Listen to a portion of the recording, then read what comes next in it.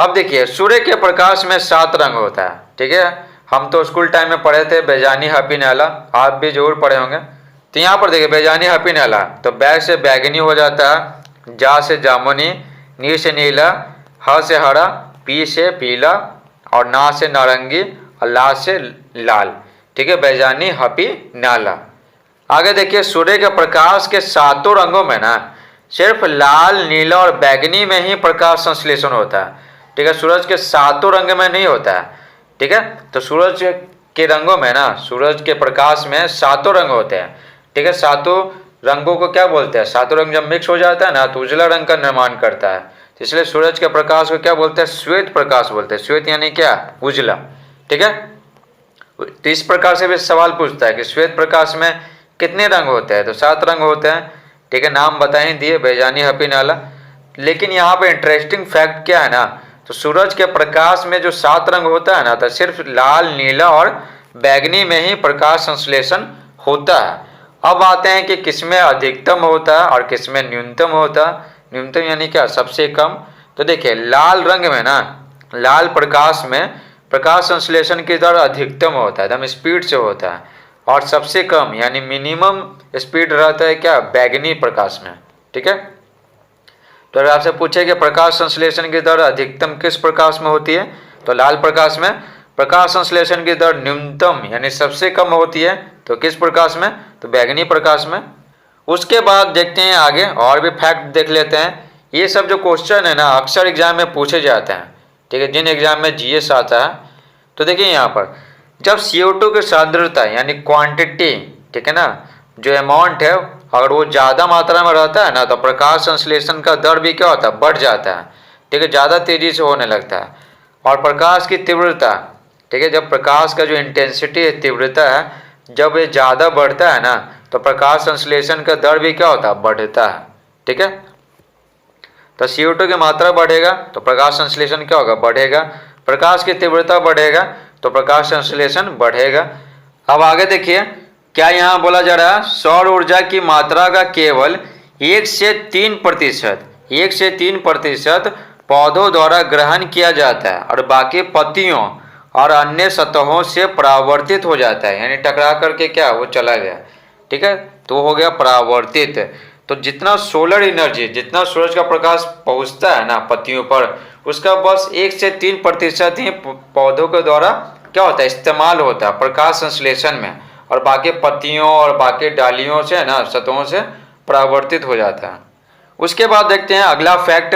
तो देखिए प्रकाश संश्लेषण सिर्फ हरे पेड़ पौधे में नहीं होता है, वैसे पेड़ पौधे जिनके पत्तियों में या फिर तनों में, पौधा जब छोटा रहता है ना तो उसके तनों में भी क्या होता है? प्रकाश संश्लेषण होता है, समझे। उसके तनों में भी क्या होता है? क्लोरोफिल होता है, जिसके कारण क्या होता है? पत्ती के साथ साथ तना में भी क्या होता है? प्रकाश संश्लेषण होता है। जैसे कैक्टस हरा रंग का होता है उसका तना, तो उसमें भी प्रकाश संश्लेषण होता है, ठीक है। तो हो गया पेड़ पौधा।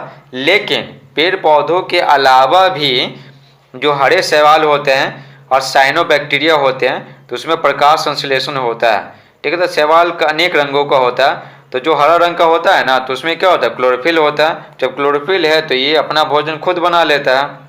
तो अगर आपसे पूछे कि किन किन चीज़ों में प्रकाश संश्लेषण, किन किन चीज़ों या जीवों में प्रकाश संश्लेषण होता है, तो हरे पेड़ पौधे में तो होता ही है, साथ ही साथ हरा शैवाल में भी होता है और साइनोबैक्टीरिया में भी होता है, ठीक है।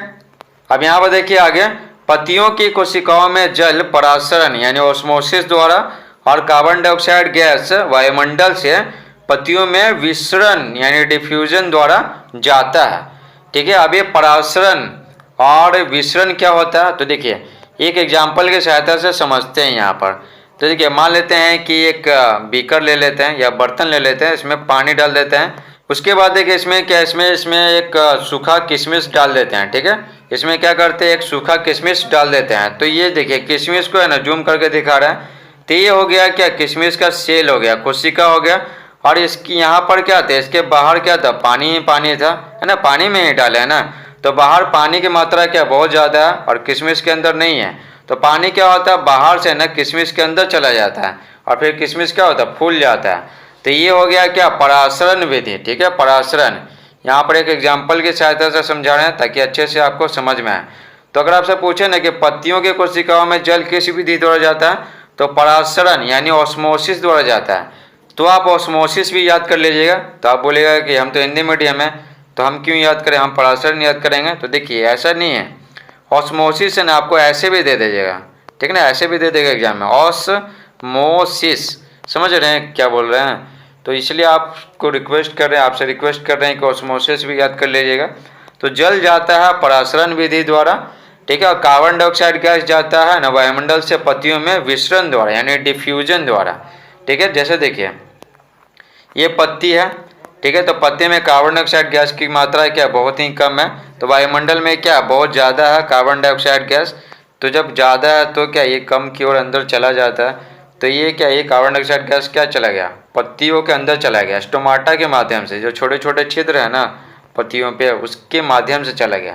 तो ये हो गया क्या, विसरण, ठीक है। तो आई होप समझ गए होंगे परासरण और विसरण क्या होता है। अब चलिए अभी जो पढ़े हैं ना तो उसका कुछ ऑब्जेक्टिव क्वेश्चन सॉल्व कर लेते हैं। ये सब के सब क्वेश्चन है ना कई एग्जाम में पूछा जा चुका है और क्या बार बार रिपीट करते रहता है। तो देखिए 13वां प्रश्न है, पौधों द्वारा ग्रहण की जाने वाले सूर्य की ऊर्जा की मात्रा है। तो पेड़ पौधे हैं ना, पेड़ पौधे सूर्य की ऊर्जा का बस थोड़ा प्रतिशत ही इस्तेमाल करते हैं, बाकी उनके पत्तियों से डालियों से है ना बाकी भागों से क्या होता है परावर्तित हो जाता है। तो कितना, 1 से 3%, कितना 1 से 3%। 14वां सवाल है, प्रकाश के किस रंग में प्रकाश संश्लेषण अधिकतम होता है। तो लाल रंग में। सूर्य के प्रकाश में कितने रंग होते हैं। तो ये तो आसान है, 7 रंग होते हैं, ठीक है। 7 रंग मिल जाता है तो क्या बनाता है, श्वेत प्रकाश बनाता है, ठीक है, श्वेत प्रकाश।